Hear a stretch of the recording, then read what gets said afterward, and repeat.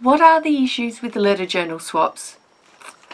Okay, here's the list of current issues with letter journal swaps.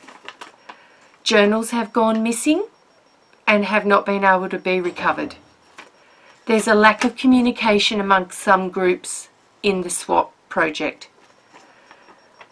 Some journals are arriving at the last person in the swap group or the owner largely empty. Some people have had their work covered up completely, which eradicates all evidence that they were ever in the swap. These are the current problems in the swaps. So the next section will deal with what can you do to help these problems?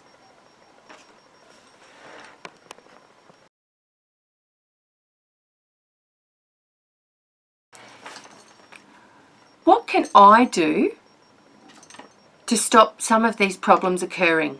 There's quite a few suggestions here, and I'm just going to dot point them, and I'm not going to give you some long spiel.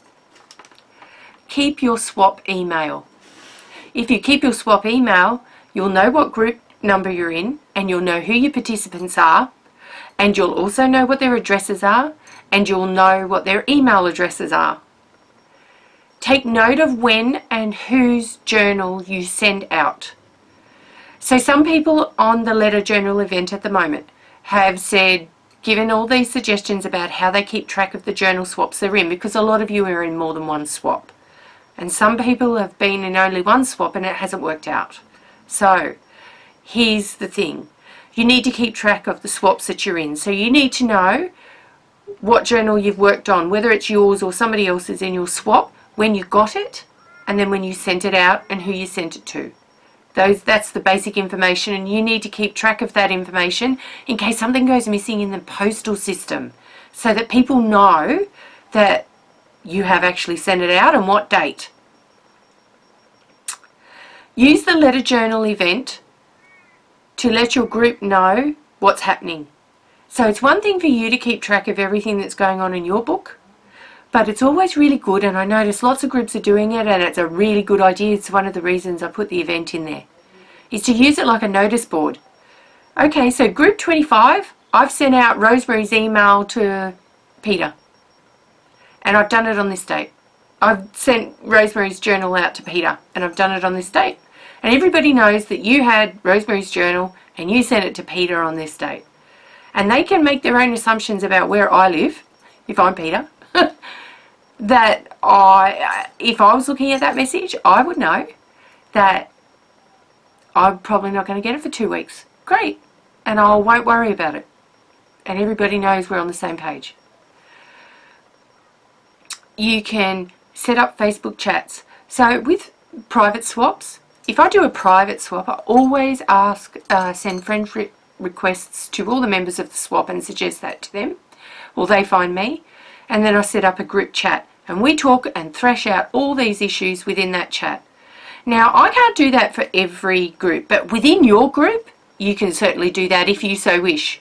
If, like Meridell, you don't actually actively go to Facebook, you get email notifications, then you can correspond via email. There's nothing to stop you from doing anything like that. And you can also post in the letter journal event, because I know Meridell gets, you know, people that don't actively go on Facebook but they get notifications some other way. They will get notifications when you tag them in something and things like that. So that's one way that you can maintain communication. So that comes into email swap partners. So if you're not comfortable with increasing your friends on Facebook, you can use the emails from the original swap email and talk amongst yourselves via email. Ask questions, thrash things out. That's the way that you go. You can watch the videos to the end. So at the moment, the watch rates of my instructional videos are only about 7%. What that means is that the majority, the average person, is only watching 7% of 100% of the video, which means that if you're doing that and you're using that as a reference tool to make a journal and join the swap, that means that you don't have enough information to actually do the swap correctly. And that's been borne out in a lot of the simple swap problems that are occurring. they're largely due to the fact that people have not really got it clear in their mind before they send their swaps off, or while they're completing them they still haven't got a really clear picture of the purpose of the swap and what it does. I also now have, as a direct result of a lot of feedback and taking a poll of all the problems and questions that I get asked, I have now made a checklist, and I recommend everyone that's currently in a swap or is thinking about joining one or has just joined one to go to the files section on Krazy Island Family. I'm also going to make this out on every future email where I allocate swaps, so those swap allocation emails for your groups.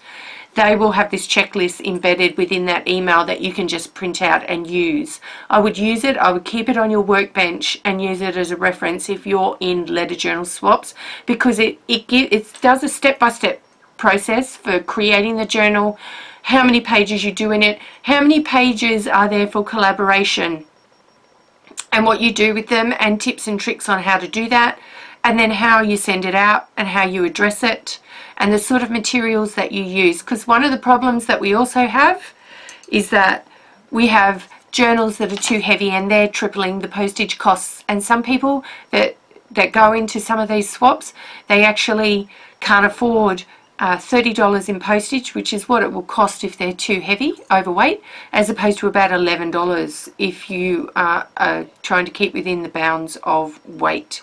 That means that you have to stick to the way that the journals are made and the rough instructions on how to do it, and they're all in the checklist. So if you've got any questions about that, the checklist is a pretty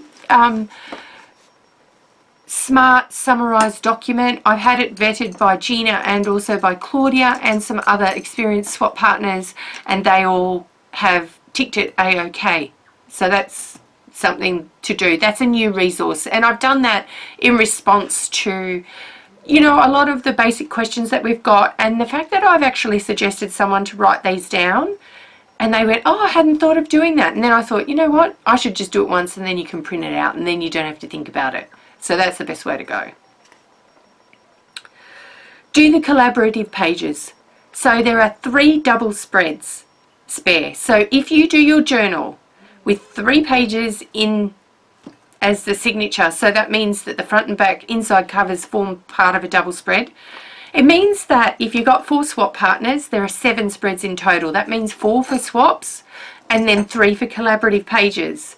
So if you understand that there are 3 double spreads for collaborative pages, then you're going to definitely be able to know which ones they are. If you own your journal, you can put post-it notes to designate which pages you want as swaps, or you can just put ideas in, or you can you need to start those collaborative pages yourself. So you need to do a double spread when you start, and you also need to start 3 collaborative pages, and one of those might be a world map where everybody talks a little bit about where they're from and some interesting feature about where they live, and maybe put a photo of themselves or a stamp or all of the above in there. The other thing should be something like a list or something, quotes that are inspirational or something like that. The other thing that I then would recommend for a 3rd collaborative page is writing notes to the letter journal owner.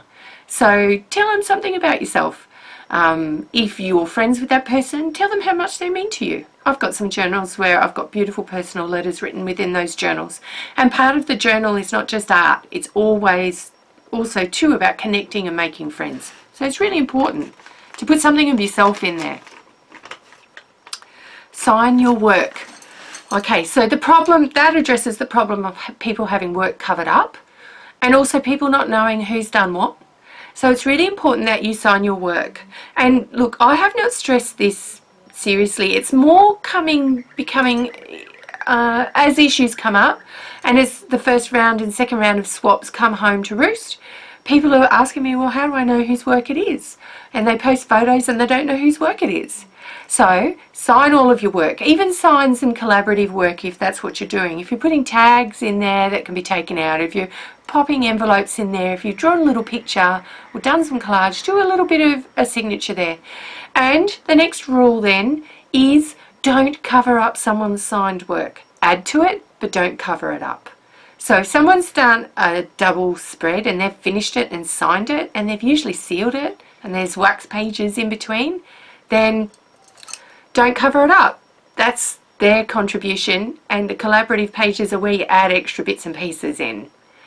And the other thing is, so that your pages don't stick, put wax paper, greaseproof paper in between the pages so that everybody's work, because the posting machines, they often have rollers that these letter journals go through so they can press them together.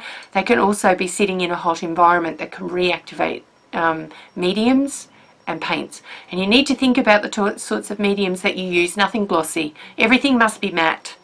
And look, I have ordered some Daddy Vans wax myself, and I'm going to be waxing pages. And that means that, one, other people are going to find it hard to cover up my work because it won't adhere because there's wax on there, but they won't stick. But for wax, when it's in transit, really good to have wax paper in there because you never know exactly what happens when it's in transit. Watch my ongoing vlogs for ongoing issues about letter journals and inspirations, and any videos. I know Meridel, the Mary Atelier, myself, Gina Aarons, we all do videos to give you inspiration about how to approach letter journals. I've done one recently where I've done a speed up of my process from beginning to end. That backs up everything that I'm saying to you in this video. So that might mean that you might need to go to Missladypetal Creations. I know that both Mary and Gina add my videos to their letter journal playlists. I have a letter journal playlist. It is the definitive playlist on how to make them, the instructional and tutorial videos, and then ideas about how to approach it once you've gone past that process. And the last thing, and this will stop swaps actually getting lost. If for some reason life comes up for you and you can't complete a double spread and you can't contribute to that journal, then make sure that you still post it on and you put a note in that journal saying that life has come up and that something has prevented you from doing the swap because you committed to do it. And if you can't do it, we all understand, but in no way should you be stockpiling journals at your address. You need to understand that when you sign up to a swap, you have a financial burden that you must bear for the postage of the swaps. And we try, and most swap partners will try very hard to follow the rules and make them light enough so it's not a big financial burden for those of you that struggle. But when you sign up, you have to be responsible and fulfill that. So you need to do your art, and you need and the collaborative pages, and you need to post them on. Now, I know that some people have stockpiled journals because they get to them largely empty, and they're the last person in the swap or the second last person in the swap, and they feel completely, overwhelmed. Excuse me, I'm still getting over an illness. And what that means is that the collaborative element of those journals really largely hasn't been done. And so it doesn't matter what swaps you've got going on right now or what part of the process you're in, start. Make a start today. Put post-it notes in about what you're doing and what you want any subsequent people in the swap after you that you're sending them to do. That's the best way to do it. Then everybody gets some basic directions and they all go, okay, I might not have thought of that, but I'll add to it. So if it's a gratitude list, well then I'll add a couple of things that I'm grateful for and add a bit of artwork to the page as well. And that means that when it gets to the last swap partner, they should have a single double spread page blank, and they should have some 3 double spreads that they can contribute to for collaborative work. That's the way it should work for the last swap partner. Instead of the last swap partner having 3 or more double spreads to do on their own, which means that largely it's their work in the journal going back to the owner, and that's not what the purpose of the journals is all about. So the cost basically is about $11 for the 4 journals in the group before you get yours back.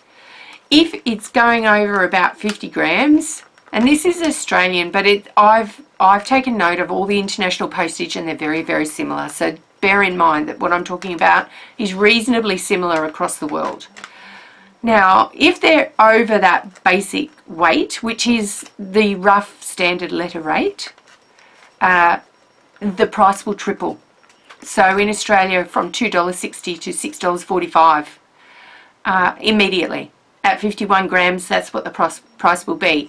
So for those of you that are doing heavily reinforced journals and using heavier paper or using heavy elements in the paper, or you've used moulding paste or lumpy bumpies that make the journals fat or make them heavy, if you make it fat but it's underweight, it will still cost you more because it doesn't fit through a letter slot. That's why there's the rule no lumpy bumpy.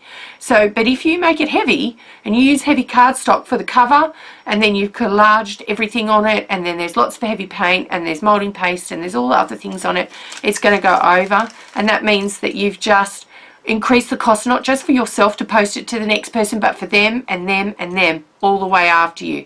So it's something that you need to consider being part of the swap. And I'm not trying to belabor these points at all. They're really important, but these are all the things that you can do to make these swaps go really easy and efficiently.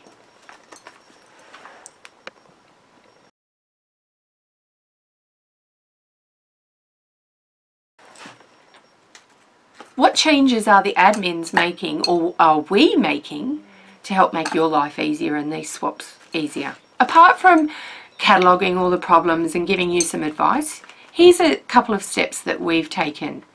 I have created a checklist for you. That means that every single person in a letter journal swap should now go to the files and have a look at that document and print it out.